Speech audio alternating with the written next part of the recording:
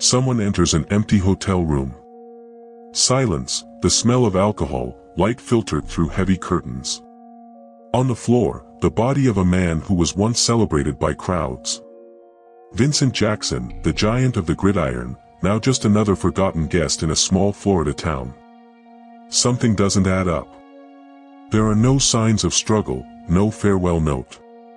Only absence. The family's pain, the employees' whispers, the police trying to piece together a puzzle with no edges. What happened to the idol who once seemed unshakable? Why did no one realize he was fading away inside? In the hallway, a reporter asks, why did Vincent die alone? And why, to this day, can no one answer? Vincent Jackson was born in January 1983, son of a military man and a teacher, growing up in disciplined, but not always stable, environments. From an early age, he stood out for his height and agility, attributes that soon caught attention on the fields of San Diego, where he began his college career at the University of Northern Colorado. In 2005, he was selected by the San Diego Chargers in the second round of the NFL draft, a feat that few from his university had achieved. Over 12 seasons, he wore the jerseys of the Chargers and the Tampa Bay Buccaneers, accumulating over 9,000 receiving yards and 57 touchdowns, numbers that speak of a rare talent, with sure hands even under pressure. On the field, he displayed a mix of strength and elegance that made him a constant threat to opposing defenses. Off the field, he was seen as reserved, almost shy, preferring the anonymity of charity work to the spotlight. He was praised for his work ethic and intelligence in running routes, but there were also rumors about his strictness with younger teammates and his habit of isolating himself after defeats. The easy smile in interviews, the gestures of gratitude to the fans, all of it suggested unshakable solidity, but there were moments when his eyes seemed to wander toward a distant horizon, as if searching for something beyond the applause. In 2016, his retirement was quietly announced, after a series of injuries and a decline in performance. Close friends reported that get-togethers became rare, conversations shorter, and his gaze increasingly lost. The player admired by crowds seemed to have vanished, leaving behind only the silhouette of someone who had once been much greater. Behind the stats and smiles, something dissonant began to appear, an almost imperceptible noise that would accompany Vincent to the end of his journey. Vincent's smile became increasingly rare. In the locker room, teammates noticed long silences, short answers, a distant look even after great games. At home, messages to his wife became sporadic, sometimes with disconnected phrases, apologies with no clear reason, or long periods without contact. During team trips, he would disappear for hours, returning with vague excuses about getting distracted, saying he needed some air, needed to think. At family gatherings, he avoided conversations, preferring to sit alone in the backyard, staring into nothing. An old childhood friend received a strange audio message late at night. "Do you remember when we used to run, not knowing where we were going?" Nobody understood. Little by little, Vincent seemed less present, as if a part of him was always far away, unreachable. There was something in his eyes, an absence, a longing for himself. But why, with so many people around, did no one manage to break through that silence? The silence in the room was absolute, interrupted only by the timid creak of the door as the maid entered for routine cleaning. The stagnant smell of alcohol and dampness made her hesitate, but she went on, calling softly for someone who didn't answer. As she opened the curtains and allowed light to filter through the room, she saw Vincent Jackson motionless, lying as if he were merely sleeping, but the pallor of his skin and the emptiness of his fixed gaze revealed the absence of life. His phone lay beside his body, dozens of unread messages, missed calls from family and friends accumulating on a silent screen. The guest uniform, the cracked glass on the table, the television on with no sound, everything seemed suspended in time. The maid's muffled scream echoed down the hallway, drawing the attention of management, who rushed to confirm the unthinkable. Soon, the hotel was submerged in a climate of disbelief. Staff looked at each other in shock, some covered their faces with their hands, others mumbled disjointed words, as if by doing so they could deny what their eyes were seeing. A manager, trembling, removed her cap and clutched it to her chest, as if that gesture could somehow protect her heart from breaking. Outside, sirens sliced through the air, but inside the room there was a heavy stillness, marked by a last breath that no one heard. Vincent's body, found there alone, seemed to defy logic. How could someone so great disappear like that without anyone noticing?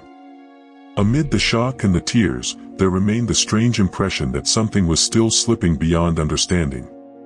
An invisible presence hovered in the air, as if the silence that enveloped him in life insisted on guarding some secret, even now, in the face of exposed tragedy. The silence that followed the news of Vincent Jackson's death was abrupt, uncomfortable, as if the world around had stopped for a moment, unable to absorb the extent of the loss.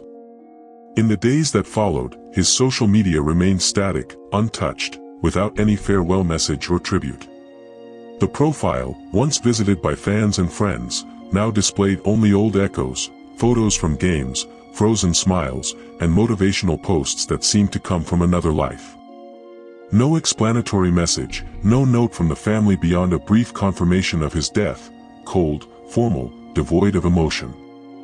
The lack of public statements grew like a screaming void. Close friends, when approached, would avert their eyes and hesitate to comment. Here and there, a former teammate would post disjointed, almost enigmatic phrases, as if denying reality or refusing to accept that Vincent was truly gone. The few statements that did surface sounded distant, full of truncated sentences and heavy silences, while some fans insisted, in online groups, that it was all a misunderstanding, that he would soon reappear on some beach, smiling at the cameras. None of this happened. No sign, no reappearance, no gesture of reconciliation with the past. In the following weeks, an image spread through newspapers and online, the hotel room door slightly ajar, revealing the emptiness of the space where Vincent Jackson spent his last days. The floor marked by the afternoon light, the curtains motionless, a pair of sneakers forgotten beside the unmade bed.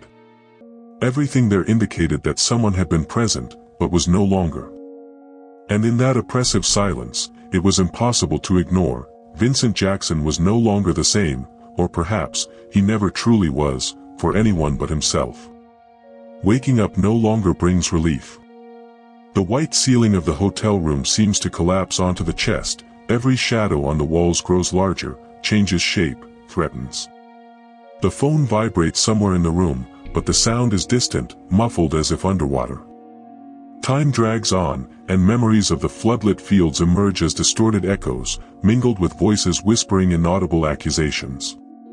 The empty glass on the table trembles slightly at the touch of a hand, and for a moment, he almost expects to see someone there, a shadow, an invisible adversary. The heart races for no reason, breathing becomes short. There's a sensation of being watched, hunted by something that can't be named. Rage pulses, trapped between clenched teeth, but there's no one to confront except his own pale, unfamiliar reflection in the window glass. The room shrinks, the air vanishes. Hands tremble when trying to write, to call someone, anyone. But the words don't come.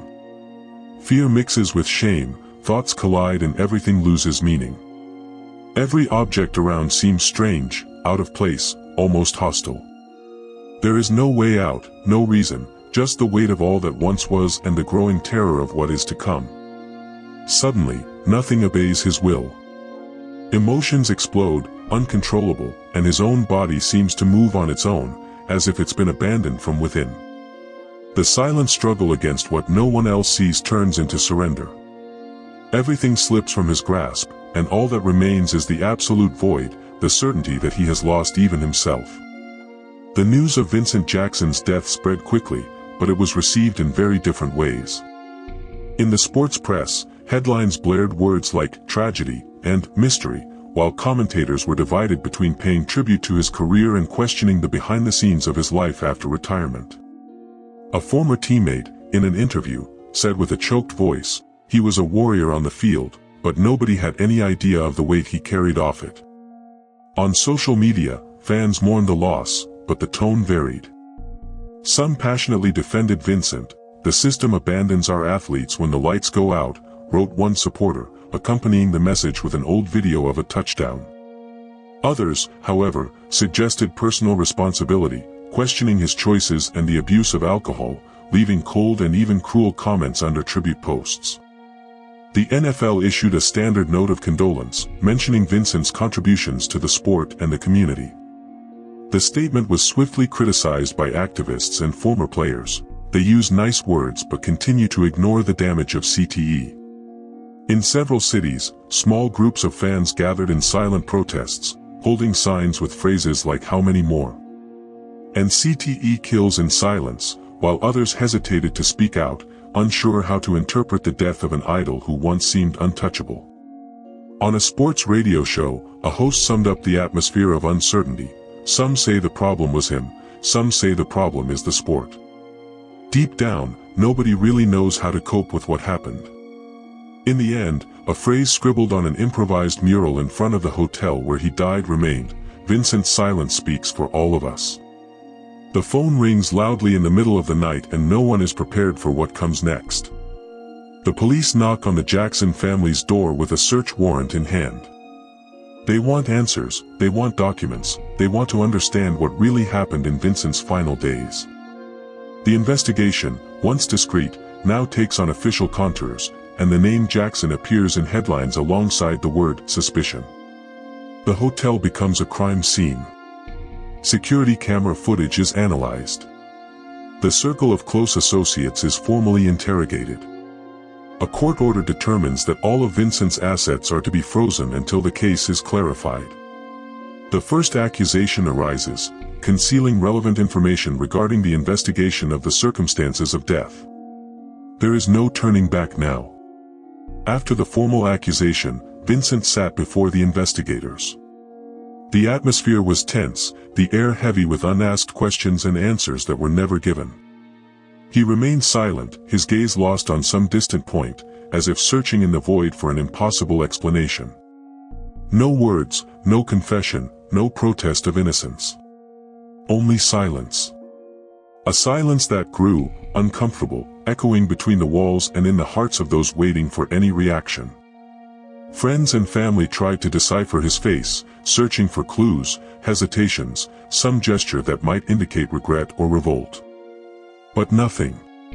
Vincent's silence was an abyss. And in that abyss, doubt emerged. Was he simply resigned, defeated by his own suffering, or was he hiding something they would never know? The absence of answers weighed more than any truth. And then, the inevitable question imposed itself, leaving everything in suspense. What if he is telling the truth? In Vincent's silent room, among the items collected by the forensic team, there were signs of a broken routine: clothes folded with military precision, a half-empty bottle, crumpled receipts. But one detail persisted like a shadow: the absence of a video. Hallway cameras showed Vincent entering alone, but an empty memory card lay on the table. No one knows what was recorded, nor who removed it. On the mirror, fingerprints suggested an attempt to erase something, reflections, perhaps, of a lost gaze. Witnesses recall their last encounter with Vincent at the hotel. He said nothing, just held a gaze so deep and silent it seemed to carry an impossible secret. On the dresser, there was a sealed, never-sent letter addressed to his family. Its contents were never revealed, and some say the envelope was empty, as if the words were missing or had been torn away. Even with medical reports, autopsy, and thorough investigations, small pieces are missing. The chronology doesn't add up, motivations remain murky, and Vincent's silence echoes. And what if, in the end, we are looking at everything the wrong way? Imagine for a moment that Vincent, during his last months, was desperately trying to protect his family from something greater than his own pain. Every meticulously arranged object, the sealed letter, even the wiped marks on the mirror, signs of someone who didn't just want to disappear, but wanted to ensure that absolutely no detail could be used to harm those he loved. And what if the absence of the video, the empty memory card, wasn't an oversight but a calculated choice to silence outside voices? Maybe Vincent felt threatened, not only by the ghosts of his mind, but by real people, ready to manipulate his image or exploit secrets from the past. In this scenario, the hotel room was not a refuge, but an improvised bunker where he tried, for the last time, to control his own narrative, and failed. Now, consider a second possibility. the investigation never came close to the truth because it only looked at symptoms, never at the causes. The alcohol, the CTE, the injuries, all of that shaped a clinical picture. But what if Vincent was actually suffering from growing paranoia, worsened by isolation and the scars of football? The fingerprints on the mirror, the letter never sent, might be clues of a compulsive ritual, an attempt to erase traces of himself for fear that he was being watched or manipulated. The organized room, the crumpled receipts, would reflect an obsessive control over everything that could be traced. Vincent's silence would then be the last scream of someone who had lost trust even in his own memories, a victim of a mental disorder that distorted every detail of reality. But there is a third line of thought, subtler, yet equally disturbing. Perhaps the investigation, no matter how thorough it seems, ignored small flaws, witnesses who hadn't been heard, timelines that don't match, objects moved out of place. What if someone close to Vincent, knowing his routines and vulnerabilities, had manipulated the scene to make everything look like a solitary act? Someone who knew exactly how he folded his clothes, what he would write to his family, even how he would erase traces from the mirror. In this hypothesis, the empty letter would be a silent signature, a reminder that, at certain moments, the truth hides where you least expect it. 3 theories, 3 versions of Vincent's silence. Which of them, for you, is closest to the truth? The news of Vincent Jackson's death fell like an unbearable weight on the family. His mother withdrew into a deep silence, just staring at her son's photos, her eyes filled with tears, as if searching for the boy she once promised to protect. His father, hardened by military life, felt his armor shatter when he realized he hadn't managed to decipher his son's suffering. His wife, shaken, tried to protect the children from the whirlwind of questions while facing her own pain and the quiet anger at the lack of answers. Among his former teammates, hesitant messages appeared in group chats. Some recalled Vincent's locker room advice, others wondered if they had done enough when they noticed his growing detachment after retirement. The Chargers coach, when interviewed, choked up while trying to celebrate the wide receiver's achievements and, for a moment, couldn't finish his sentence. The silence that followed said more than any tribute could. In the stands, fans sported jerseys with the number 83, organized vigils and, at the same time, loudly debated what football might be doing to its idols. Young athletes, who had learned to admire Vincent through touchdown videos and interviews, began asking their parents if chasing an NFL dream was really worth it. After practice, a little boy quietly asked his coach if playing football could hurt people's heads forever. Social media turned into a battlefield. On one side, messages of grief and tributes interrupted by suspicious comments. On the other, furious fans pointing fingers at the league, demanding explanations about what was being done to protect the players. At the center of this storm, the letter left by Vincent, sealed and still unrevealed, became a symbol of all that remained unanswered. Vincent Jackson's case made the headlines, sparking debates more intense than ever before about mental health, alcoholism, and the invisible consequences of repeated blows to the head. Experts debated the limits of early glory, the pressure to perform, and the silent abandonment that follows retirement. The sport, once a source of hope and unity, began to be seen by many with anxious eyes, as if something essential had shattered there, in front of everyone, without anyone able to fix it. In the end, what was broken inside American football after Vincent Jackson's death may never become whole again. The shadow of what remains unanswered hangs over the field, over families, over the dreams of the boys and girls who still look at the oval ball, uncertain whether it will ever be a synonym for happiness. The silence of the hotel room echoes louder than any scream, and nothing in the scene reveals the exact moment when Vincent crossed the line between presence and absence. The sealed letter remains untouched, its contents invisible, perhaps never meant to be read. The examinations reveal signs, fragments of an explanation: CTE, liver damage, alcohol as a constant companion. But it is not possible to draw a straight line between cause and consequence, for every answer only reveals a new absence, a new hole in the fabric of the story. The family seeks solace in memories, friends try to reconstruct the last days, experts debate, but no one can determine when or why the emptiness became unbearable. What remains is the image of a hand closing a door from the inside, leaving the world outside. In the end, Vincent's story is made up of unspoken questions, unheard footsteps, messages written and sealed, waiting for readers who may never exist. Some doors, when closed, do not just lock a room, they lock away an entire life of secrets and unspoken feelings. Some cases do not call for justice. They ask that the truth never be forgotten. Vincent Jackson was found alone in a hotel room in Florida in 2021. A hero on the field, but a devastated man off it. The post-mortem report revealed what the league fears to admit: advanced CTE, a destroyed liver, and a life marked by the silent abuse of alcohol. The bright stadium lights never illuminated the deep shadow growing inside him. For his family, only unanswered questions remain. For the fans, an idol lost in the labyrinth of invisible pain. American football sells dreams, but rarely speaks of the price paid by those living the nightmare off camera. Vincent Jackson's case is the open wound the NFL tries to hide. How much suffering is swept under the rug in the name of the spectacle? If you want to know what the league doesn't want you to find out, you're in the right place. Share this video with anyone who needs to know the truth behind the scenes, comment your theories, and follow the channel. The next cases will reveal even darker secrets. This is Gridiron Files, where the secrets of American football come to light.